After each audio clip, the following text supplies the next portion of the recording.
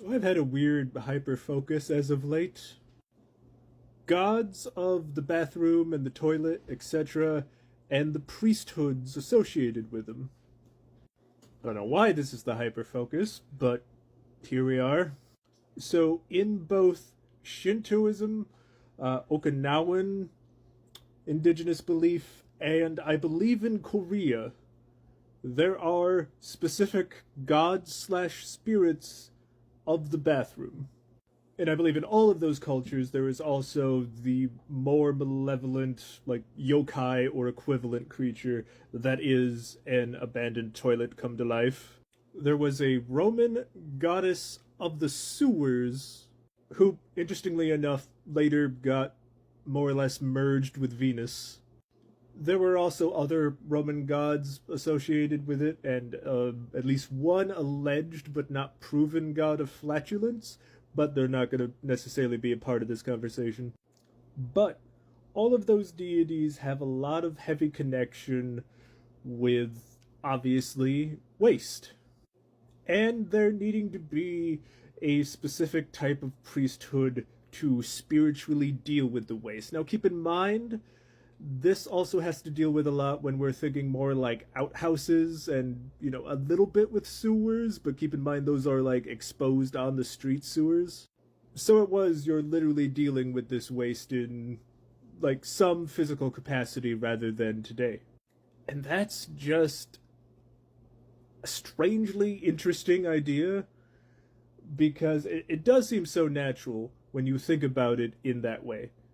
Like, you do like in these scenarios with like these outhouses and so forth, have to, physically deal with the negative aspects that your body pulls out and what effects they have spiritually. And there is evidence, especially within the Japan Okinawa section, that people have done so spiritually.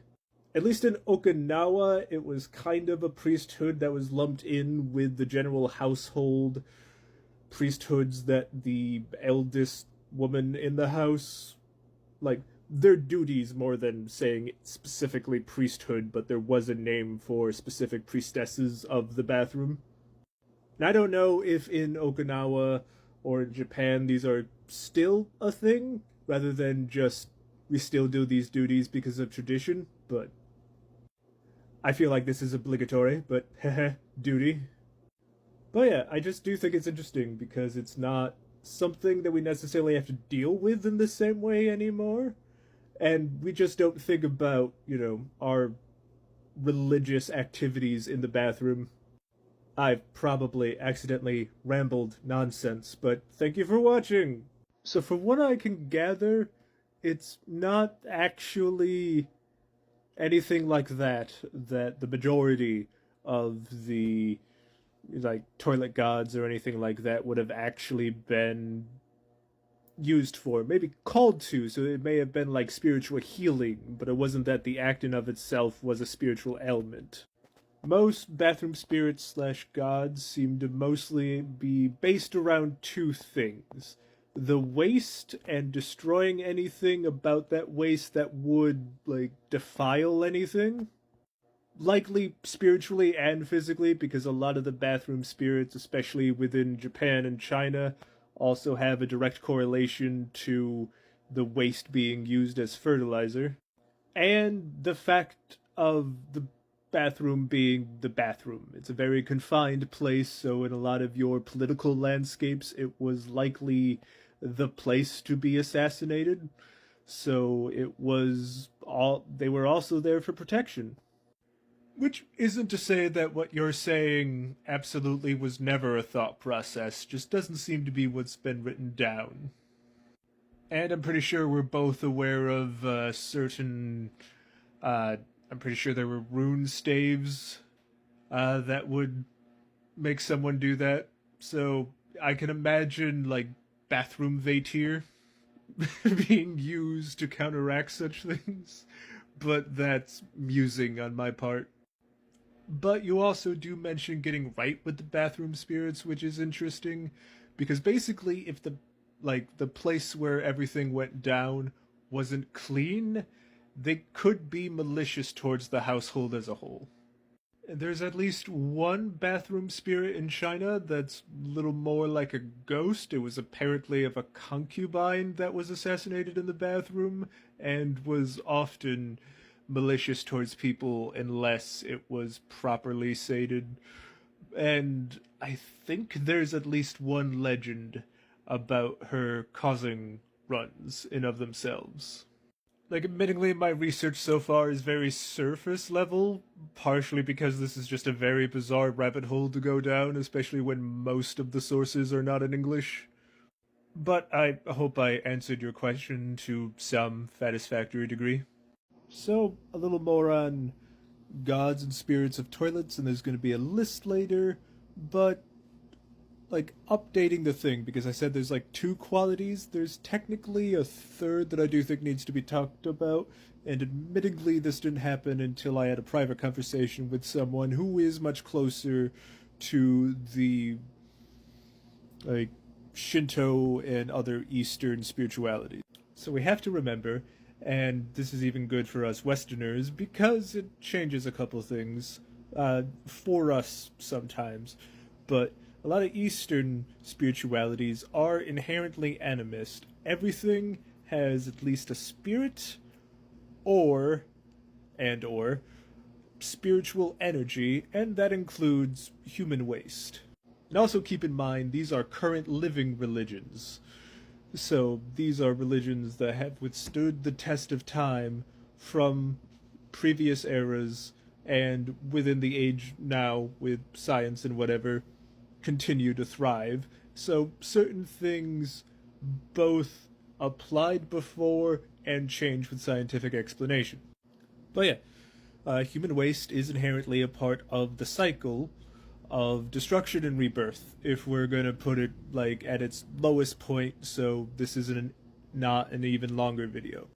And so that waste has energy that spirits can use in its current form as effectively decayed food. It goes through the process of being used as fertilizer, creating more food. But even, in this form where it can be used for creation, it still has decaying and unhygienic properties. And, especially as Westerners with modern plumbing, this is not really a route that a lot of people would even think about. And both in the private conversation and through some earlier in life experiences, a lot of Eastern cultures are going to be hygienic to an extreme to some degree, because there is like this concept of being hygienic is both like a certain amount of showing how productive you are, and hygiene, like we always hear the term like cleanliness is close to godliness, or something is next to godliness.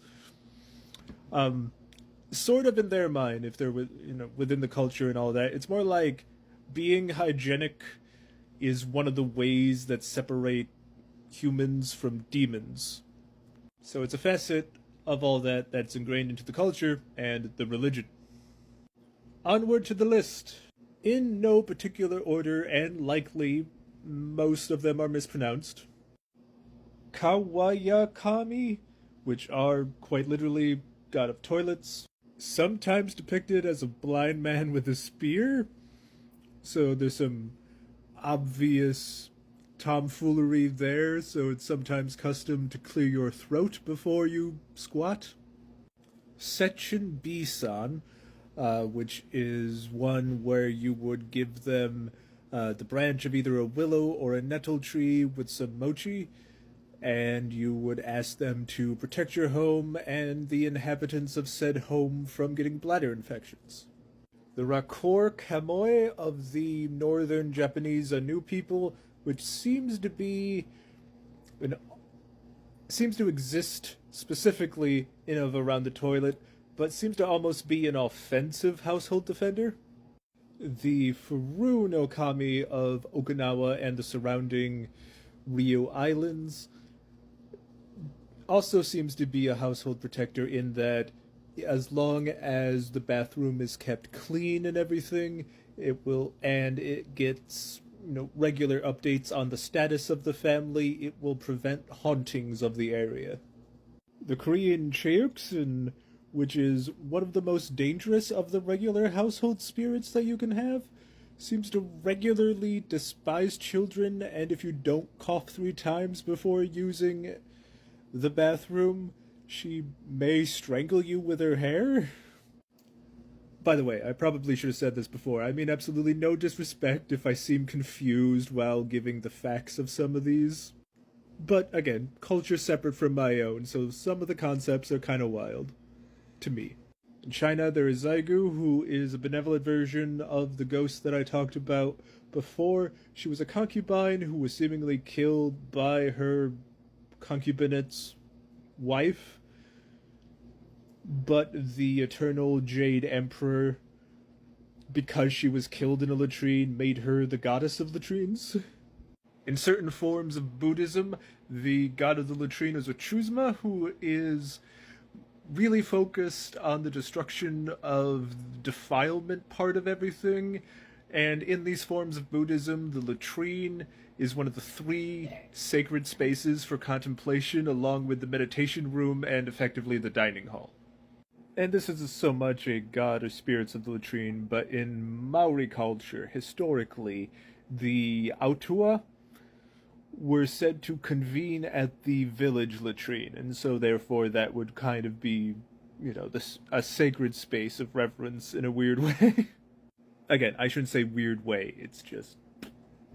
As I mentioned previously, the Romans had specifically a goddess of their sewers, Cloacina, who eventually kind of just became fused with an epithet for Venus. There is also another alleged Roman god, Crepitus, and there's no evidence of his worship, and he seems mostly associated with flatulence, but the only source of even the existence of this one comes from Christian satire, so unlikely. The Romans did also have Sterquilianus, who was mostly a god of odor and a god of dung, mostly associated with, again, fertilizer and stuff. He kinda seems to eventually have been fused with just more agricultural versions of Saturn. There's also Telesiotl.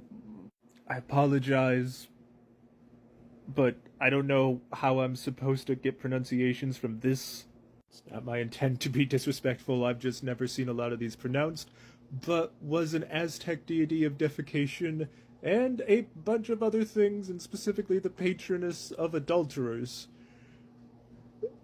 Specifically, the Aztec view on human waste must be fascinating. There's also a Babylonian demon called Sulak, who is the lurker of the privy, and seems mostly associated with giving people strokes while using the bathroom. And Belphegor is a fallen angel and prince of hell who is often associated with the toilet.